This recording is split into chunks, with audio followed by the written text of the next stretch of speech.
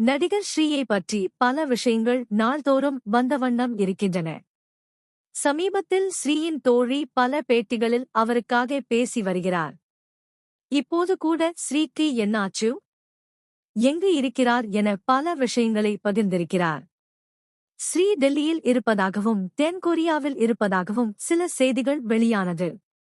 ஆனால் உண்மையிலேயே ஸ்ரீ ஹரியானாவில் உள்ள குருகிராமில் இருப்பதாக அவருடைய தோழி கூறியிருக்கிறார். குருகிராமிலும் அவர் இருக்கும் சரியான லொகேஷனையும் கண்டுபிடித்துவிட்டோம். ஆனால் அதை இப்போது சொல்ல முடியாது. ஏனெனில் இந்த விஷயம் தெரிந்தால் மறுபடியும் ஸ்ரீ யாரும் கண்டுபிடிக்க முடியாத இடத்திற்கு சென்று விடுவார். அந்தளவுக்கு மன உளைச்சலில் இருக்கிறார் ஸ்ரீ என அவருடைய தோழி கூறியிருக்கிறார். ஏற்கனவே ஸ்ரீக்கு ஹாலுசினேஷன் என்ற வியாதி இருந்திருக்கிறது. அப்படி என்றால் இல்லாத ஒன்றை இருப்பதாக நினைக்கும் வியாதிதான் ஹாலுசினேஷன். அது மட்டுமில்லாமல் அவர் காதில் யாரோ ஒருவர் பேசிக் கொண்டிருப்பதாகவும் ஸ்ரீ அடிக்கடி சொல்லிக் கொண்டே இருப்பாராம். அதுவும் தவறான வழியில் தன்னை அந்த குரல் வழி நடத்துவதாகவும் சொல்லியிருக்கிறாராம்.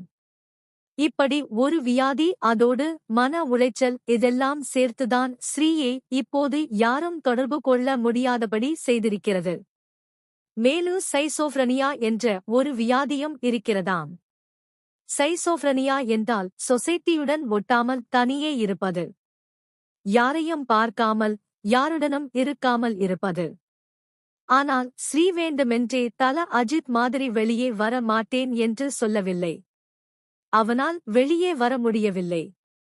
அதற்கு காரணம் இந்த சைசோஃப்ரனியாதான் என அவருடைய தோழி கூறியிருக்கிறார். மேலும் 2 படங்களில் நடித்து பணம் வரவில்லை என்று போஸ்ட் ஒன்று போட்டிருந்தார் ஸ்ரீ. அதில் இருகப்பற்று படத்தை பற்றி அவர் கூறவில்லை. வில் அம்பு படத்தில் நடித்ததற்கு தனக்கான சம்பளத்தை கொடுக்காமல் இழுத்தடிக்கின்றனர் என்று தோழியின் மடியில் படுத்து அழுதிருக்கிறாராம். ஆனால் கூடிய சீக்கிரம் ஸ்ரீயை மீட்டு அவரை குணமடைய செய்வோம் என அவருடைய தோழி கூறியிருக்கிறார்.